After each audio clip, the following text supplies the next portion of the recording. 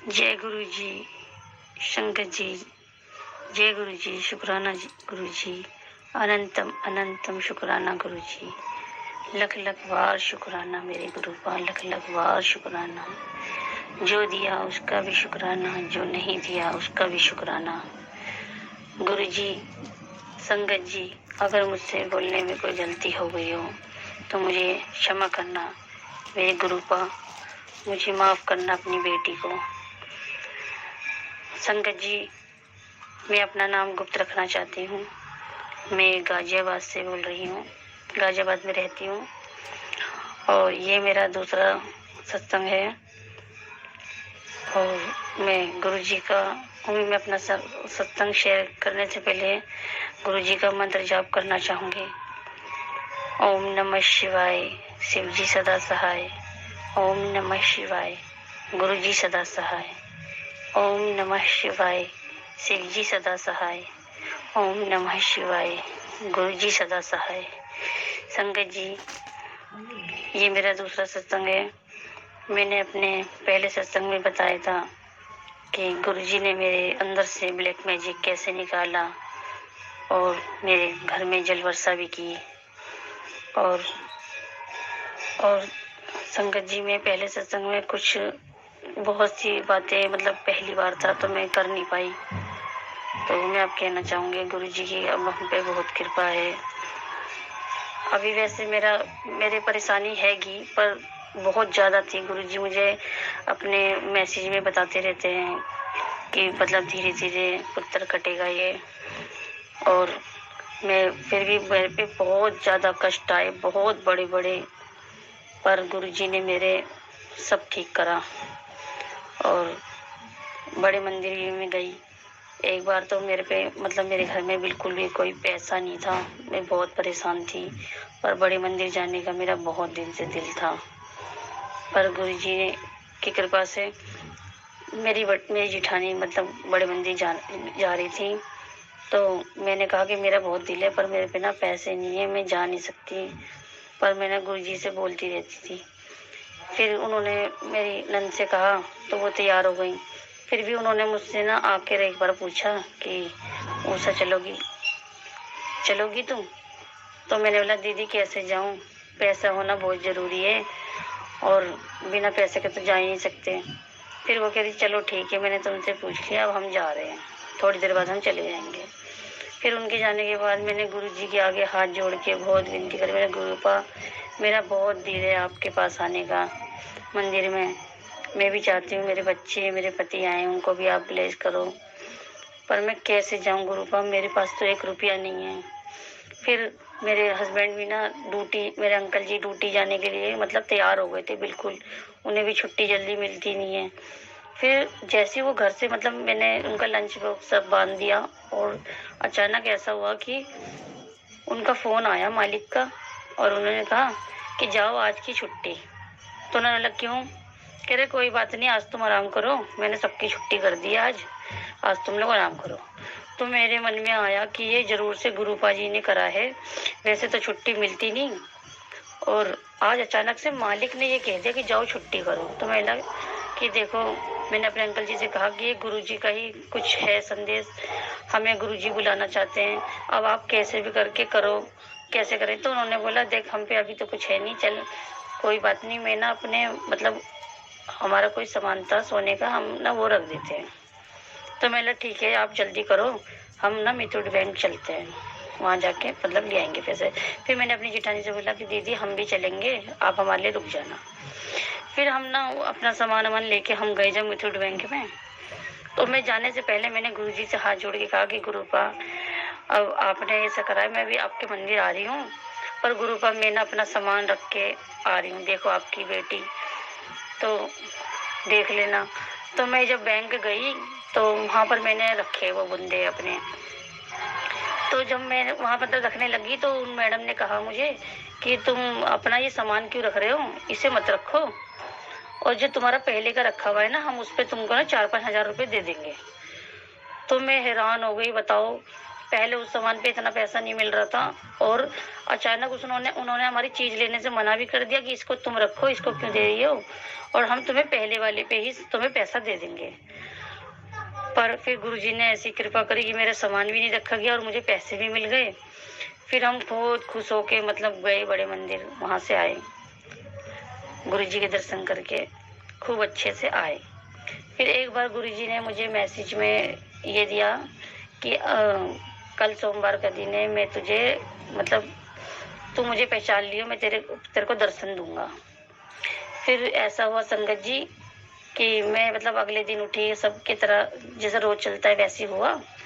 फिर दिन में मैं मतलब मेरे घर में आटा खत्म हो गया था, तो मैं आटा लेने के लिए गई और ठंडी का टाइम था और मतलब कोई जल्दी गली में मोहल्ले में जैसे निकलता नहीं था ठंड में।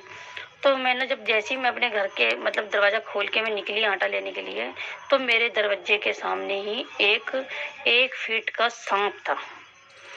तो पहले तो मैं जैसे चली ना, जैसी तो मैंने देखा, मैं डर गई। फिर मैंने इसको, वो ना सांप ऐसा था जैसे ट्रांसपेरेंट, बिल्कुल पानी सा था और उसके पूरी बॉडी पे ना ऐसे जैसे चंदन का कलर होता है, ये पीला सा संतरी सा, इस कलर की पूरी उसके सिर से लेके पूंछ तक बिंदी बिंदी बनी हुई थी और बाकी वो ट्रांसपेरेंट कलर का था।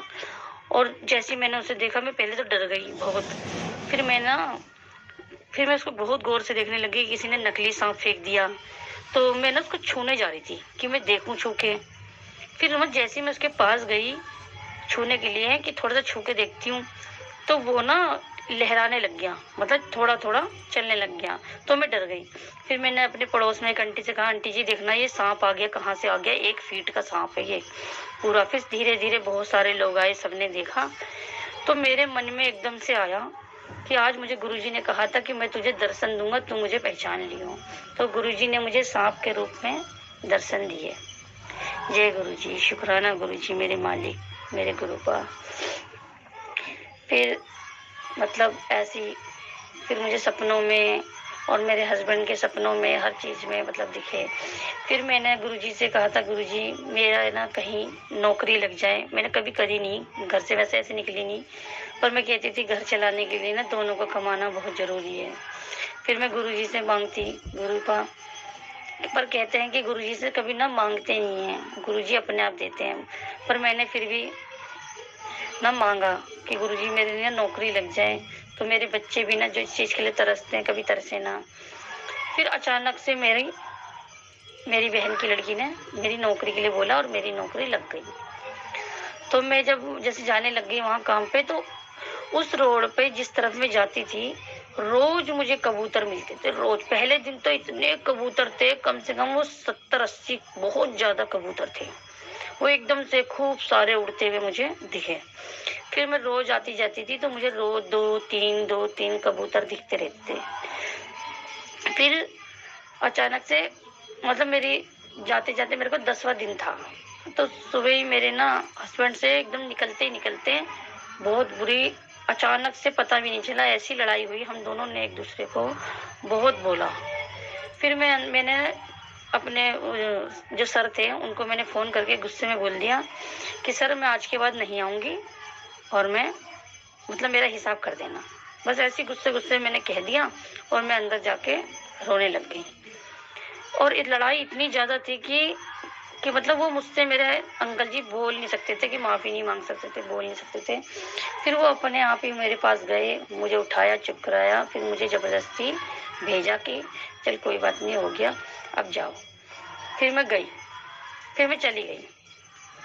फिर संगत जी फिर मैंने क्या देखा, रास्ते में रोज मेरे को अच्छे कबूतर मतलब सही दिखते थे, उड़ते ऐसे ही दाना खाते हुए। उस दिन मैंने क्या देखा, घर से लड़ाई होके गई।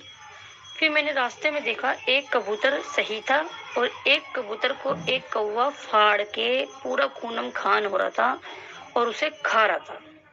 तो उसको देख के मेरा दिल ना बहुत घबराया और मैंने बोला कि गुरुपा ये क्या दिखाए मुझे, क्योंकि मैंने ये भी सुना है कि गुरुपा अपने इन्हीं रूपों को मतलब इस तरीके से दिखाते हैं कि मैं तुम्हारे अंदर से बहुत बड़ा कष्ट, जादू टोना काट रहा हूँ। तो मेरे मन में उस टाइम ये आया और मेरे को उस कबूतर को देख के बहुत दुख हुआ। फिर मैं काम पे चली गई।